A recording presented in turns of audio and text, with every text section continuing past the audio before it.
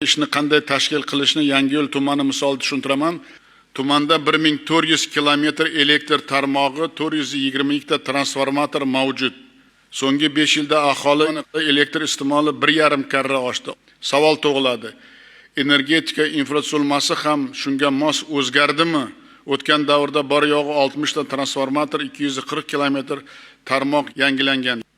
Shu bois yil boshidan tumanda elektr yo'qotishlari 30 million kilovat soatga yetgan. Tarmoqlarda 37 avariya sodir bo'lgan.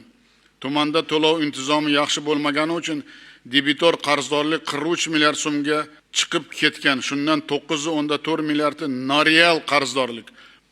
Bugungi kunda 829 ta iste'molchidagi hisoblagich ASKOE tizimiga mos kelmaydi. Ya'ni 2000 ta hisoblagich tizimga ma'lumot bermayapti. Soliqqa 0 hisobot topshirgan 48 ta korxona 6 oyda 871 ming kilovat soat elektr ishlatgan. Endi Yangiyo'l tumani aholisi va tadbirkorlarni elektr va gaz bilan barqaror ta'minlash bo'yicha shtab tashkil qilinadi. Shtabga Xadjayev boshchilik qiladi. Tumanning yangi hokimi Jumaniyazov unga o'rinbosar bo'ladi. Xadjayev Sherzod bilan Jumaniyazov hududma-hudud yurib, 2 haftada 51 ta mahallada aholi va tadbirkorlarni oylik, choraklik, yillik talabini o'rganadi va energiya iste'moli balansini shakllantiradi.